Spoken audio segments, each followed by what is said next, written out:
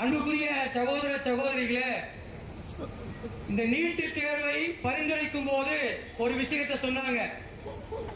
இந்த 3 ரோசஸ்க்கு வந்து சொல்லுவாங்க இல்லையா, நிறம், திடம், சுவை, இந்த 3 இருக்கும். அதான் 3 ரோசஸ் அப்படின்னு ஒரு விளம்பரம் வரும். அந்த மாதிரி இந்த நீட் தேர்வை சொல்லும் போது என்ன சொன்னாங்கன்னா, திறமை, நேர்மை, வெளிப்படைத்தன்மை என்பதை எல்லாம் சொல்லித்தான் இந்த நீட் தேர்வை இந்த ஒன்றிய பாஜக அரசு இந்த நாட்டிலே அமல்படுத்தியது. ஆனா இன்னைக்கு என்னன்னு பாத்தீங்கன்னா, இந்த 3 விஷயத்தையும் நாம இப்ப கேள்வி கேட்கிறோம். என்ன கேள்வி கேட்கிறோம்? இந்த நீட் தேர்வு எதற்காக கொண்டு வரப்பட்டது? எனக்கு முன்னால் பேசிய ஐயா பிரின்ஸ் கஜேந்திர பாபு அவர்கள் புள்ளி விவரத்தோடு கிழித்து தொங்க விட்டார். இப்ப நாம கேட்கிறது என்னன்னா, திறமை, நேர்மை எல்லாம் என்று சொன்னீங்களே, என்ன நடக்குது? 22 லட்சம் ரூபாய்க்கும் 30 லட்சம் ரூபாய்க்கும் நீட்டினுடைய வினாத்தாள் கசிந்து ஓடுது. ராஜஸ்தான்ல பாத்தீங்கன்னா 30 லட்சம் ரூபாய்க்கு நீட்டு வினாத்தாளுடைய அந்த வினாத்தாள் விற்கப்படுது. இதுதான் நரேந்திர மோடி சொன்ன நேர்மை, திறமை எல்லாத்தையும் உள்ளடக்கியதா என்ற கேள்வியை இந்த போராட்டத்தின் வாயிலாக நாங்கள் முன்வைக்கிறோம். 22 லட்சம் ரூபாய்க்கும் 30 லட்சம் ரூபாய்க்கும் வினாத்தாள் விற்பதோடு சேர்ந்து யாரு அந்த வித்தா என்று கேட்டால், ஒரு இடத்துல நீட்டு வினாத்தாள் போகுதா, அங்க வண்டி அரை மணி நேரம் நிற்க வைக்கப்பட்டு அந்த வினாத்தாள்கள் ஸ்கேன் செய்யப்படுதான். நான் கேட்கிறேன், நீட் எழுத போகக்கூடிய மாணவர்களுடைய தலைமுடியை கலட்டுறீங்க, சட்டையை கலட்டி பாக்குறீங்க, ஷூவை கலட்டுறீங்க, காது வரைக்கும் செக் பண்ணக்கூடிய நீங்கள் இதை தவிர்க்க என்று சொல்வதற்கு உங்களுக்கு வெட்கமாக இல்லையா என்பதை நாங்கள் கேட்கிறோம். முதல்ல நீட் நடத்துவதற்கு, நீட் என்ற தேர்வை நடத்துவதற்கு இந்த NTA என்று சொல்லக்கூடிய இந்த தேர்வு முகமைக்கு முதல்ல தகுதி இருக்கா? உங்களுக்கே முதல்ல தகுதி இல்லை. நீங்கள் இந்த தகுதி தேர்வை எங்களுடைய மாணவர்களுக்கு நடத்துறீங்களா என்று கேட்டால், இதை விட ஒரு கொடுமை, வெட்கக்கேடு ஒன்றுமே இல்லை. நான் கேட்கிறோம், தமிழ்நாட்டுடைய இந்த பாரம்பரியம் என்னங்க? இந்த கல்வியுடைய வரலாறு என்ன? இந்த மாணாக்கர்கள் எல்லாம் 12 வருஷம் ஒரு ஸ்கூல்ல போய் படிப்பாங்க.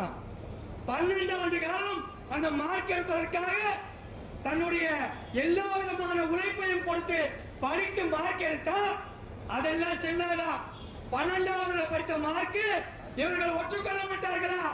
இவர்கள் வைக்கக்கூடிய எக்ஸாம்ல மார்க் எடுத்து பாஸ் ஆனால் மட்டும்தான் இவர்கள் ஒத்துக்கொள்வார்கள் என்று சொன்னால், இது எவ்வளவு பெரிய ஒரு கொடுமையான ஒரு விஷயம் என்பதை நாம் புரிந்து கொள்ள வேண்டும். ஒரு விஷயம், 2018 ஒரு மாணவி, பீகார் இருக்கக்கூடிய ஒரு மாணவி பள்ளிக்கூடத்துக்கே ஒழுங்கா போகல, நீட் தேர்வுக்காக நீட்டுடைய சென்டர்ல போய் படிக்கிறாங்க. டெல்லியில போய் 2 வருஷம் படிச்சுட்டு 12வது வகுப்பை படிக்கலையா, நீட் தேர்வுக்கு எழுதுறாங்களா? சரி, பீகார் தானே என்று பார்த்தால் அவர்கள் முதலிடத்தில் வராங்க, மாநிலத்திலே முதலிடத்துல. எப்படி ஸ்கூலுக்கு போக முடியாத ஒரு பொண்ணு எப்படி மாநிலத்தில் முதலிடத்தில் வர முடியும் என்று சொன்னால், இதையெல்லாம் பிராடுகள், பித்தலாட்டங்கள் தான் இந்த நீட் தேர்வு முழுவதும் நடந்திருக்கின்றது என்பதை தெளிவாக தெரியுது. அதையால் தான் நாம சொல்றோம், இந்த நீட் தேர்வை முழுமையாக ரத்து செய்யணும்னு சொல்லி. 12ஆம் வகுப்புடைய ரிசல்ட் வருதுங்க. உத்தரப்பிரதேசத்துல 72% தான் அங்க இருக்கக்கூடிய மாணவர்கள் பாஸ் பண்றாங்க. தமிழ்நாட்டில் 99.60% மக்கள் 12வது பாஸ் பண்றாங்க. உத்தரப்பிரதேசத்தில் 22% பாஸ் பண்றாங்க. ஆனா நீட் தேர்வுல 3வது இடத்துல உத்தரப்பிரதேசம் வருது என்று சொன்னால் எவ்வளவு பெரிய ஒரு கேவலம், கொடுமை! தமிழகத்துடைய கல்வியை விட உத்தரப்பிரதேசத்துடைய கல்வி சிறந்த கல்வியா? மாநிலத்தில் எல்லா இடத்திலையும் முதன்மையாக இருக்கக்கூடிய ஒரு கல்வி திட்டம் இருக்குன்னா அது நம்முடைய தமிழ்நாடு என்பதை பெருமையாக சொல்லக்கூடிய இடம் தான் நம்முடைய தமிழ்நாடுடைய கல்வி. அப்படிப்பட்ட கல்வி திட்டத்தை வழங்கக்கூடிய நாம இந்த நீட் தேர்வை ஏன் எதிர்க்கிறோம்? இந்த நீட் தேர்வு என்பது வியாபாரமயமாக்கப்பட்டாச்சு. நான் கேட்கிறேன், நீட் தேர்வு கொண்டு வந்தப்பா CBSE பாடத்திட்டத்தில் கொண்டு வந்த தமிழ்நாட்டில் படிக்கக்கூடிய மக்கள் எல்லாம் வெறும் 2% மக்கள் தான் சிபிஎஸ்இ பாடத்திட்டத்தில் படிக்கிறாங்க. ஆனால் 98% மக்களும் இங்க இருக்கக்கூடிய மாநில பாடத்திட்டத்தில் படிக்கிறாங்க. ஆனால் நீட் தேர்வு மட்டும் சிபிஎஸ்இ பாடத்திட்டத்தில் நடைமுறைப்படுத்தப்படும் என்று சொன்னால் இந்த மாணாக்கர் எப்படி பாஸ் ஆக முடியும்? அது ஒரு கேள்வி இருக்கு. அதோடு சேர்ந்து இந்த தகுதி தேர்வுடைய அளவுகோலை நீங்க வச்சு பாத்தீங்கன்னா 726 மார்க். நான் உதாரணத்துக்கு சொன்னா ஒரு 10,000 இடத்தை வச்சிருக்கோம். 10,000 இடத்துல மார்க் வாங்கின முதல் 10,000 பேர் வெற்றி பெற்றார்கள் என்று சொல்ல முடியாது. வெறும் 105 மார்க் 165 மார்க் எடுத்தால் பாஸ் ஆகிடுவாங்க என்று சொன்னால் அவர்கள் எங்க போக முடியாது? அரசு கல்லூரிகளுக்கு போக முடியாது. ஆனா எங்க போகலாம்? பிரைவேட் மெடிக்கல் காலேஜுக்கு போகலாம். பிரைவேட் மெடிக்கல் காலேஜ் என்ன பண்றான்?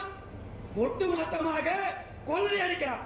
25 லட்சம் வருஷத்துக்கு கட்டினால் இந்த நீட்ல இருக்க குறைஞ்ச மார்க் வாங்கணும் பாத்தீங்களா, அவனுக்கு சீட்டு கிடைக்குது. ஆனால் 12ஆம் வகுப்புல என்னுடைய சகோதரிகள் போன்ற அனிதா ஜெகதீசன் போன்றவர்கள் தான் உயிரை கொடுக்கிறார்கள் என்று சொன்னால் இந்த நீட் தேர்வு யாருக்கு சாதகமானது? இந்த நீட் தேர்வு பணக்காரர்களுக்கும். இவ்வளவு ஆண்டு காலம் இந்த நாட்டிலே நாங்கள் படிப்பறிவு உள்ளவர்கள், நாங்கள் தான் மருத்துவத்தை கையிலே வைத்திருக்கின்றோம் என்று சொன்ன இந்த உயர்ஜாதி மக்களுக்கு தான் இப்படிப்பட்ட நீட்டை கொண்டு வந்து இவர்கள் உதவி செய்து கொண்டிருக்கின்றார்கள். நீங்கள் புரிந்து கொள்ள வேண்டும். ஏன் தமிழ்நாடு இதற்காக குரல் கொடுக்குது தெரியுமா? இங்கதான் சமூக நீதி இருக்கு, இங்கதான் சமத்துவம் இருக்கு. வேற எந்த மாநிலத்திலையும் இந்த சமூக நீதியும் இந்த சமத்துவத்தையும் பேச முடியாது.